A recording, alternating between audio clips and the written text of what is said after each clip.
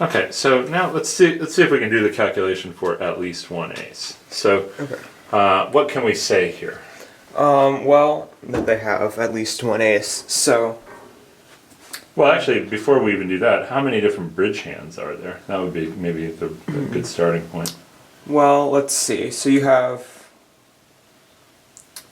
for the first card, you have 52 choose 1, or I guess it would be 52 choose 13 for the whole hand.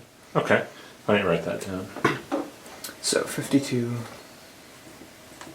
choose 13 equals all bridge hands, I'll just say. Okay, yeah. So in bridge, you get 13 cards, and so the total number of bridge hands is 52. Choose 13. Yep. Okay. Okay.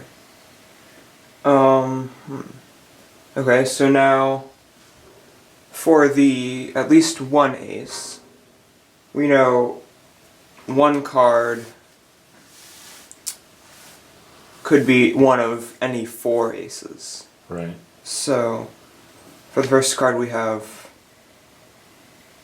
4 choose 1, which is just 4,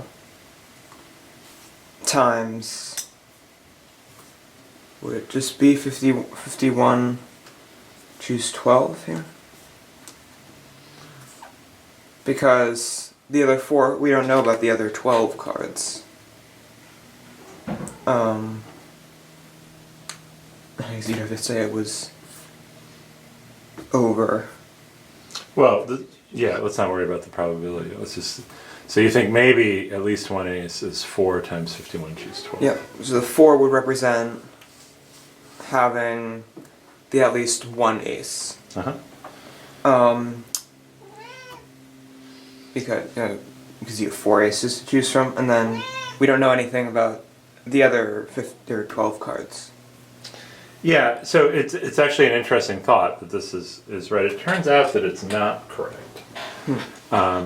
And let's see why. Let's say you chose the ace of hearts first. Okay. In your 4 here. So you have the ace of hearts. Okay. Let me write in here. And then you have the ace of hearts.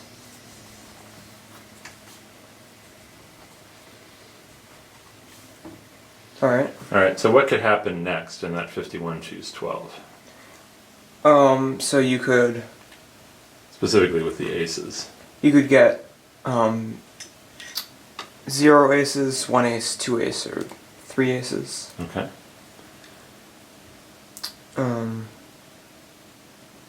But all those categories would still fit with having at least 1 ace. Okay, good, good. Now what if we chose the ace of diamonds first instead?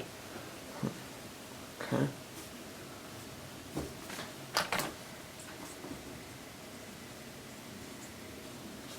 So we have the ace of diamonds. With the other cards we could either get 0 aces, 1 ace, 2 aces, or 3 aces again. Again, that would still fit the criteria of having at least 1 ace. That's true. Do you see any problem that's happened though with these two examples? You can have the same thing. If you have all 3, if you have 3 aces show up in the other cards, or even not, you could have the ace of diamonds here and then the ace of hearts one time. So and then the ace of hearts here and the ace of diamonds again. And then the same other 12 cards. Yeah. So this is over counting a little bit, but it's okay. This is a good first thought, but it turns out that it ends up over counting a little. So why don't we go to the next video and see if we can figure out how to count at least 1 ace correctly. Okay.